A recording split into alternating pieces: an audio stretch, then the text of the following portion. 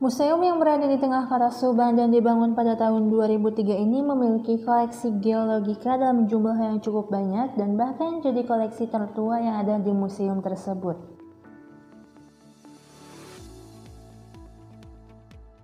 Saya Ahmad Soleh, staf Museum Subang.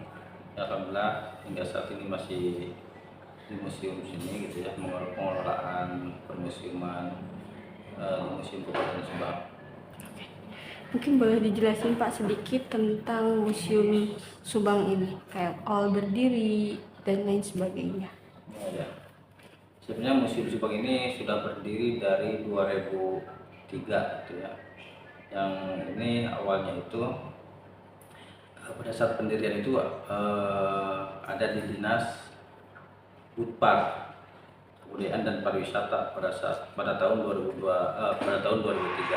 Nah, kemudian terus berkembang ya, alhamdulillah hingga saat ini pada tahun 2017 akhirnya karena ada SOTK baru atau perpindahan kedinasan, jadi museum juga ikut ke Dinas Pendidikan yang waktu itu bidang kebudayaan pindah ke Dinas Pendidikan dan berikut Museum Subang juga ikut ke Dinas Pendidikan.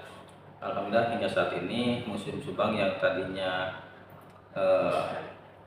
biasa masih berkembang gitu kan, hingga saat ini masih terus berkembang gitu, dan akhirnya alhamdulillah mendapatkan alokasi dana dari pemerintah. Sebenarnya dari dulu pada saat di Budpar melakukan publikasi dan komunikasi dengan berbagai pihak gitu ya.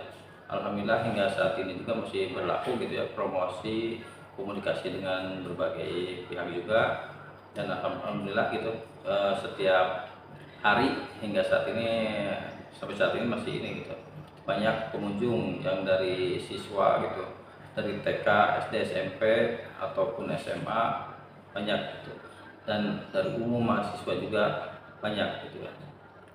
Koleksi yang dimiliki oleh Museum Wisma Karya Subang pun mencakup berbagai artefak, bukan hanya dari zaman penjajahan atau zaman purba, tetapi juga berbagai temuan dari wilayah di kota Subang.